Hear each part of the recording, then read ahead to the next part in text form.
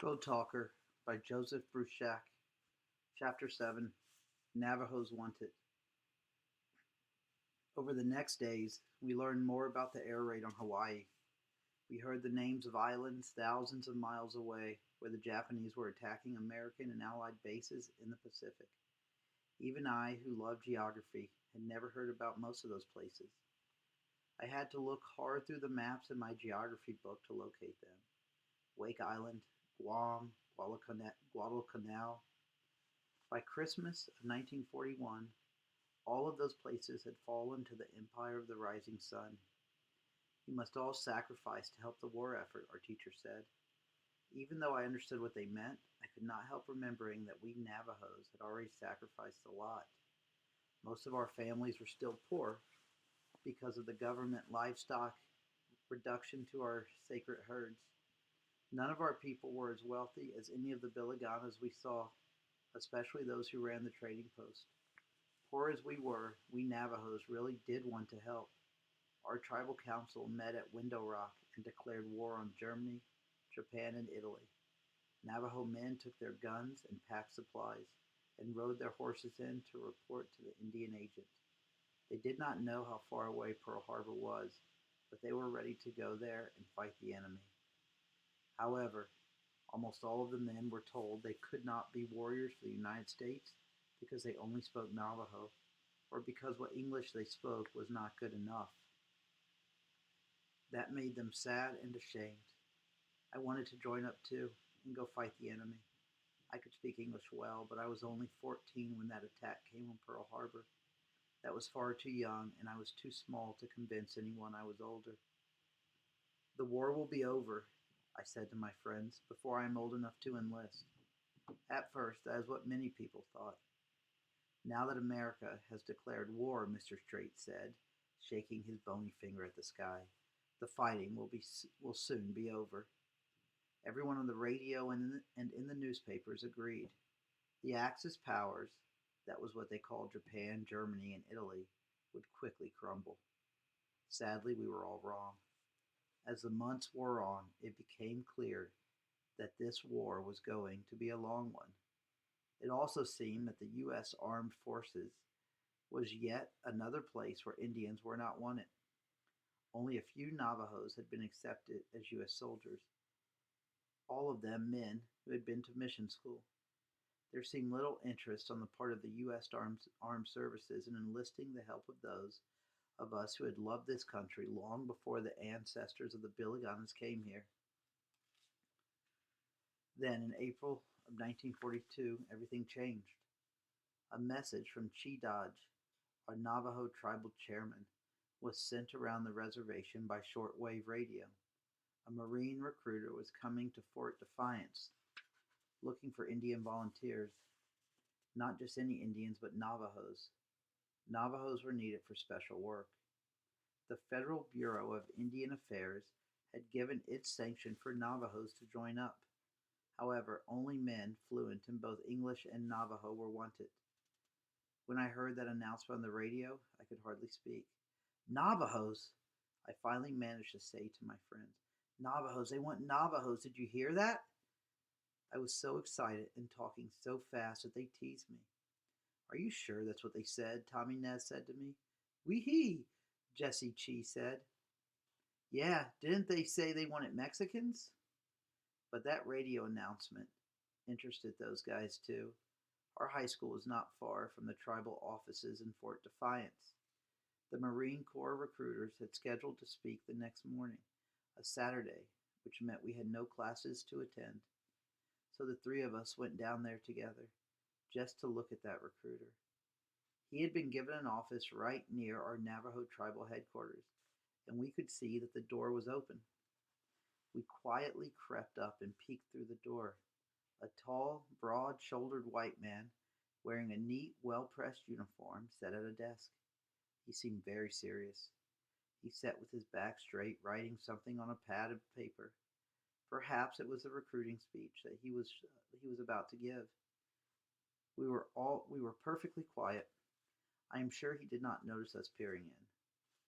He was impressive to see, But what was even more impressive were the things hung on the walls around him.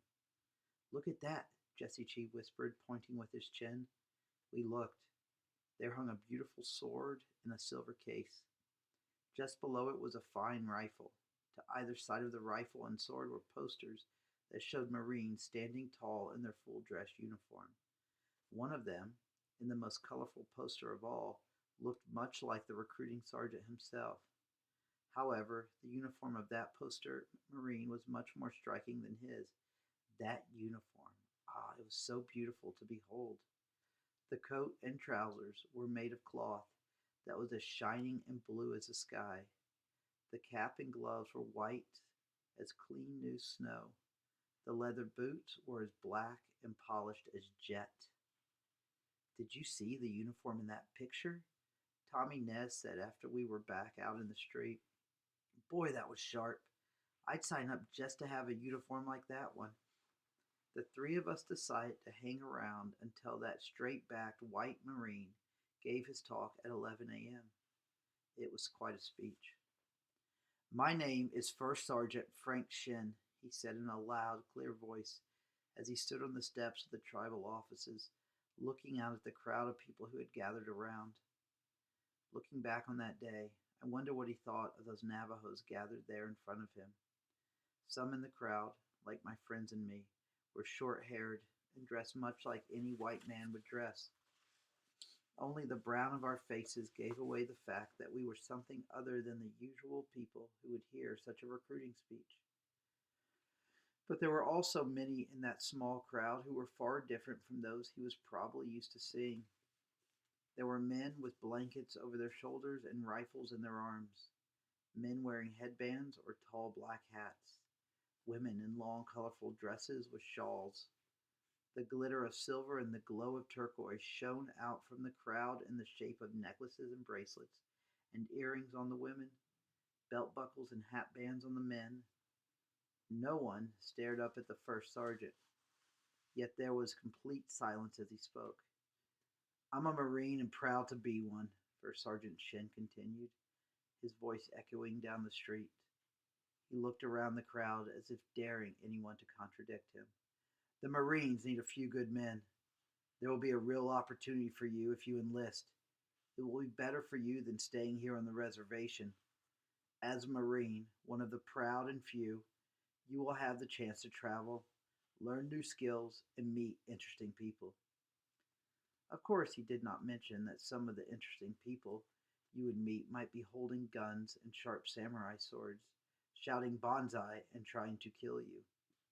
If he had, I still do not think it would have frightened away any Navajo recruits, even though some who enlisted that day and in the days following figured that they were heading for some kind of desk job and not into combat. It seemed to me that this Marine recruiter was telling us the truth. We Navajos have listened to white men speaking for a long time, and we have learned to tell when one is trying to deceive us. You can tell a lot about a man by the way he speaks and the way he carries himself. Looking at First Sergeant Shin, I could see that this was indeed a man who believed in what he said. I was ready to believe in it too. I wanted to become one of the proud and the few. But there was a problem. They were only accepting men between the ages of 17 and 32. I was still only 15 years old. Yes, grandchildren, this was quite a problem. But right away I thought I saw a solution. In those days, none of us had birth certificates. Nearly all of us were born at home and not in hospitals, with only our families and a midwife present. As a result, the only way the Biliganas knew the age of any Navajo was based on what age that person or the person's family said. If my parents claimed I was old enough, I could enlist. I went home and told my parents what I wanted them to do. They listened carefully. "Son," my mother said, "wait outside while your father and I talk of this." I did as they asked. As I sat leaning against the wall of our hogan with the warm sun on my face, I could hear their soft voices speaking, but I could not understand what they were saying. A lizard ran up to my feet. stopped, bobbed up and down, and then ran off again. Finally, my parents called me back in. Son, my father said, we are proud of you. What you want to do is a good thing. However, your mother and I both think that you are not old enough. You are still too young to become a Marine. Wait another winter. If this war is still going on, then we will give you our blessing to join up. I was disappointed, but I did as they asked and went back to school.